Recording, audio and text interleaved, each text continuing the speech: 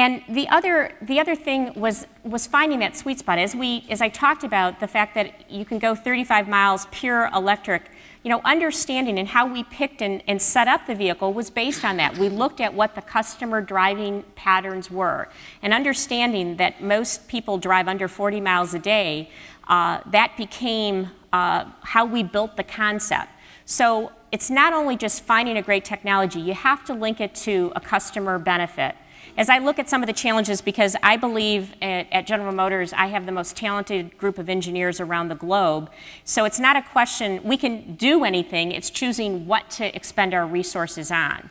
And the way that guides us is looking at what's going to provide the most value for the customer. That's a big change for us at General Motors, because I think in the past, in somewhat, we were a victim of our past, of some of the successes and knowing where the market was going. In today's world, you can't. You really have to listen to customers and then understand what you can do with technology, what you can do with features and functionality to really put something into the marketplace that will be valued. So it's not if you can do it, it's not, it's what the marketplace is really going to value.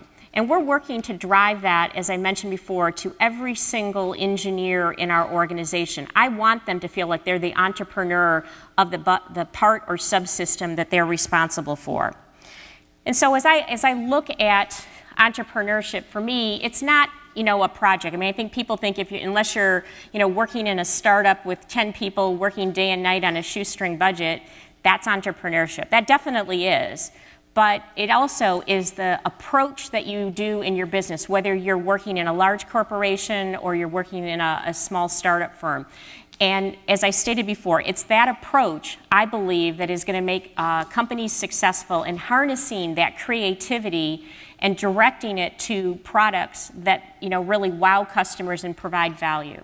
So that's how I look at it from an entrepreneurial perspective.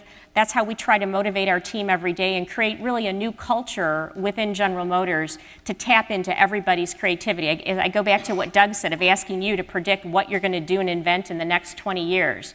Well, if we can harness what 30,000 people can do and invent in the next 20 years, I think that's a pretty sustainable road to success.